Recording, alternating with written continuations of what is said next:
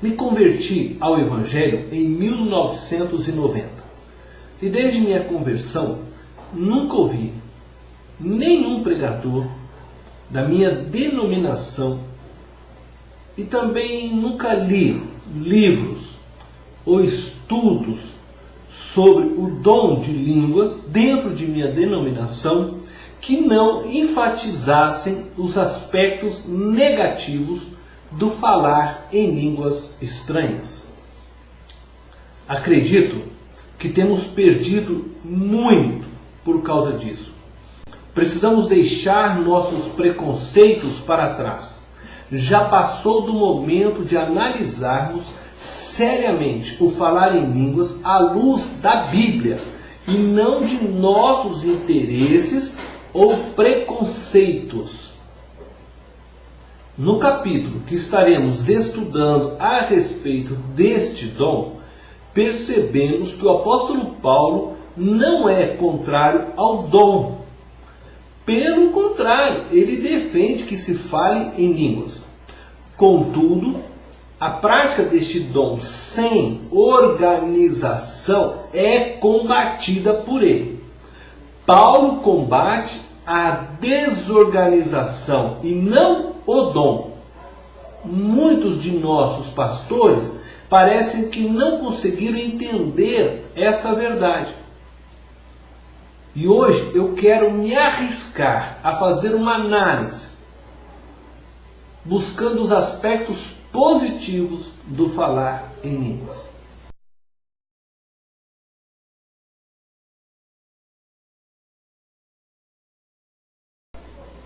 A primeira afirmação se encontra no verso 1. Quem fala em línguas fala com Deus e em espírito fala mistérios. Essa é uma das grandes dúvidas de muitas pessoas. Podemos entender o que falamos quando oramos em línguas? A palavra de Deus diz que falamos mistérios. Portanto, não podemos entender o que falamos. É algo que está além de nossa capacidade. Se entendêssemos, já não seria mistério. Veja a afirmação do apóstolo: ninguém o entende. Falar em línguas não é falar a língua de uma outra nação, embora isso possa acontecer.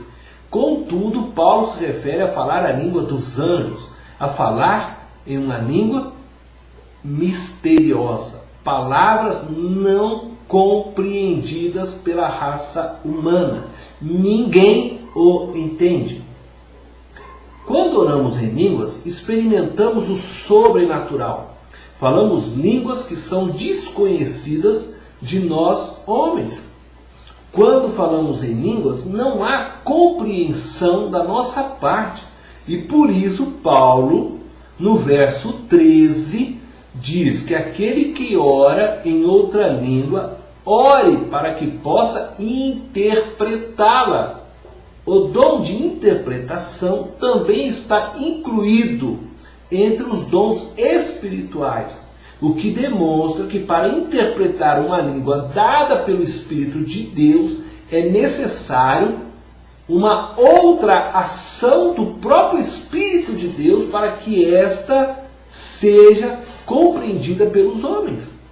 Caso contrário, bastava achar alguém poliglota para interpretar o que se fala em mistérios.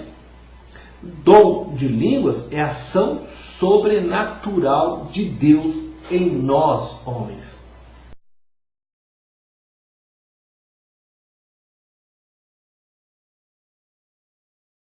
A segunda afirmação que eu gostaria de trazer está no verso 4. Quem fala em línguas, a si mesmo se edifica. Este é o único dom que é dado para nossa própria edificação. O que é edificar? Edificar é construir. Edificar é crescer. É evidente que Paulo está dizendo que aquele que fala em línguas edifica a si mesmo. Isto é, fortalece a si mesmo. Este fortalecimento é espiritual. Quanto mais a pessoa fala em línguas, mais sua fé é fortalecida, mais sua vida espiritual experimenta do sobrenatural de Deus.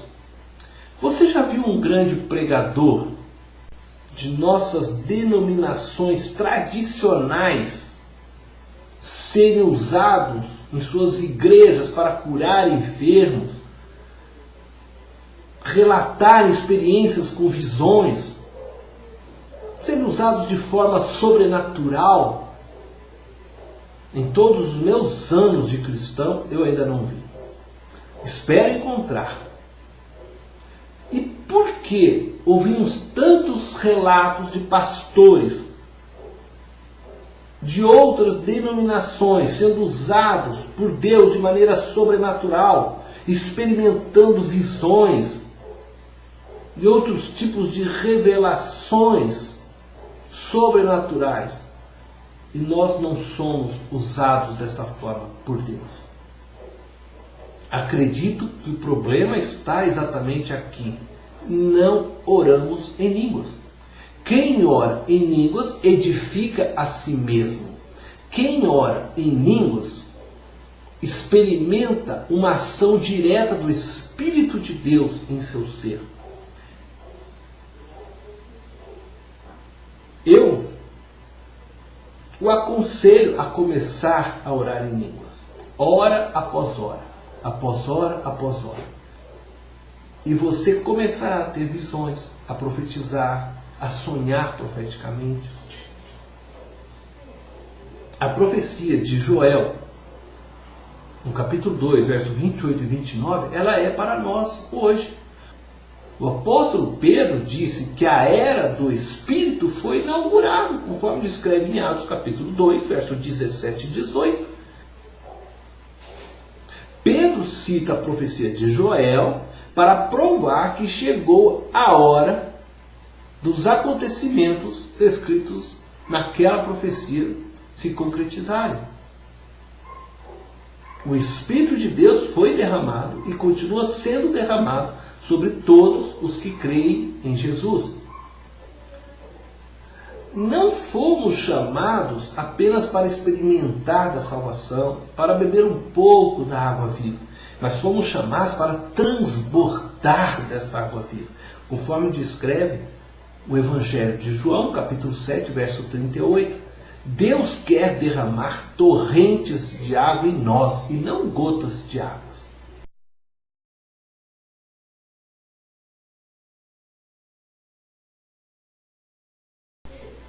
A terceira afirmação que eu gostaria de fazer está no verso 14. Quem ora em línguas, o Espírito ora de fato. Paulo diz que aquele que ora em línguas, seu Espírito ora de fato. Isto acontece porque o Espírito de Deus habita em nosso espírito. Quem fala em línguas não fala por si mesmo, mas fala o que o Espírito de Deus sopra em seu espírito. Segundo Paulo, a mente fica infrutífera.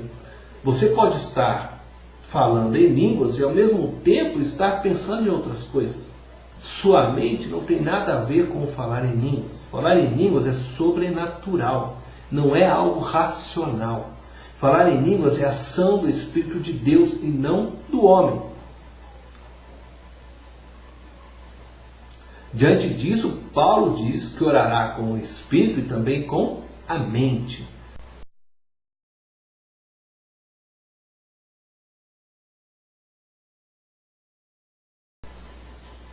A quarta afirmação que eu gostaria de fazer está no versos 5 e 39. Paulo é a favor de que se fale em línguas. Paulo diz que gostaria que todos falassem em línguas, o que nos dá a ideia de que nem todos falam em línguas.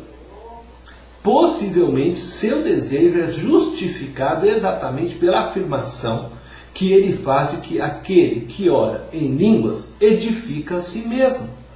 Contudo, Paulo diz que devemos buscar os dons espirituais. No verso 1 e no verso 39 ele faz esta afirmação. Paulo diz para procurarmos com zelo os dons espirituais e principalmente o profetizar. Porque aquele que profetiza em língua compreensível aos homens edifica a todos e não somente a si mesmo. Portanto, Paulo pede para que a igreja procurasse o dom de profecia. Contudo, aquele que fala em línguas e interpreta é igual ao que profetiza, porque ele torna aquilo que falou compreensível a todos, e todos são edificados. Quando o texto fala de profetizar, não é simplesmente pegar a Bíblia e pregar um sermão neste texto, mas é falar palavras diretas do coração de Deus. É ser usado de forma sobrenatural. Normalmente, só quem fala em línguas profetiza desta forma. Diante desta realidade, Paulo diz: não proibais o falar em línguas.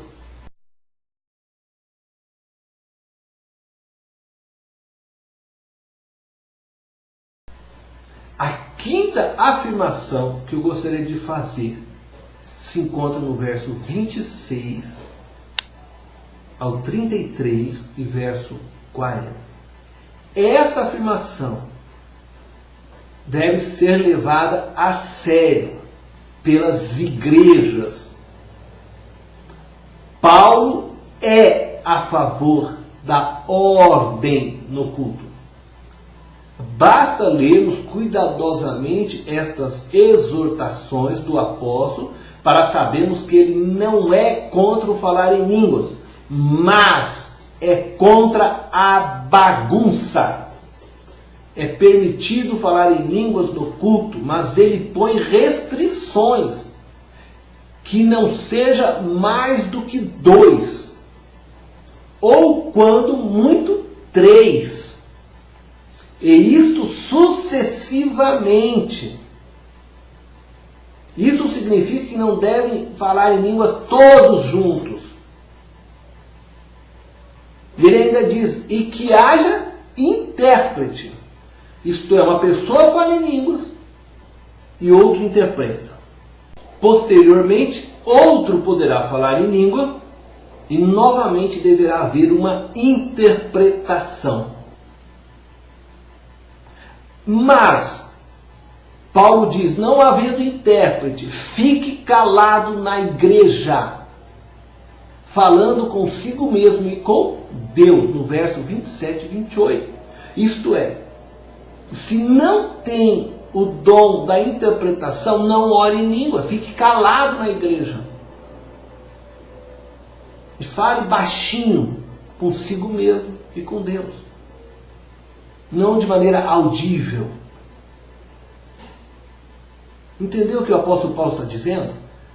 Eu vou repetir, ele está falando que se pode falar em línguas no culto, mas que seja 1, 2 ou 3 no máximo, Paulo diz. E que não falem ao mesmo tempo, sucessivamente. E que estes só falem se houver o dom da interpretação. Se não há interpretação, Paulo está dizendo para que não orem em línguas no culto. Porque será uma ação egoísta.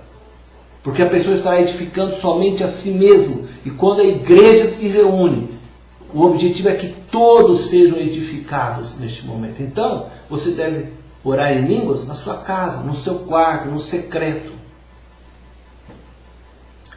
Você já deve ter visitado alguma igreja onde todos oram em línguas ao mesmo tempo.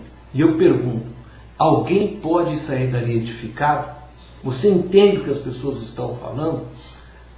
Talvez o incrédulo saia com dor de cabeça, mas dificilmente sairá edificado.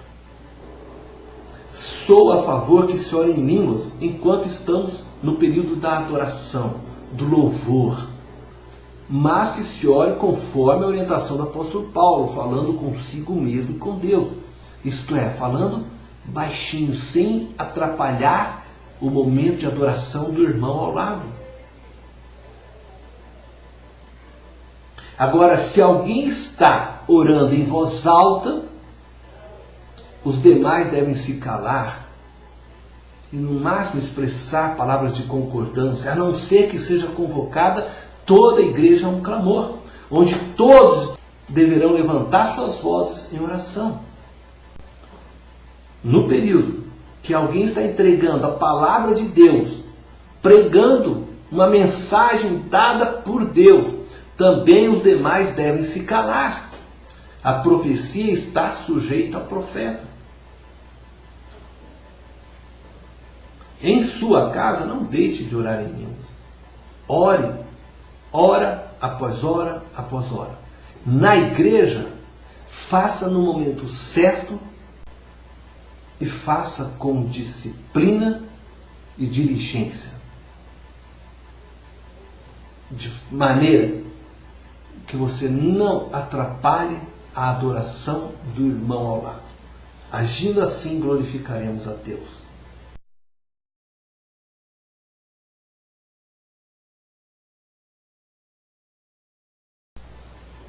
E eu quero concluir dizendo a você, busque os dons espirituais em sua vida. Busque orar em línguas, ore sem cessar. E com certeza você experimentará o poder de Deus em sua vida. Você verá Deus operando através de você. Ore em línguas, hora após hora após hora. Deus te abençoe.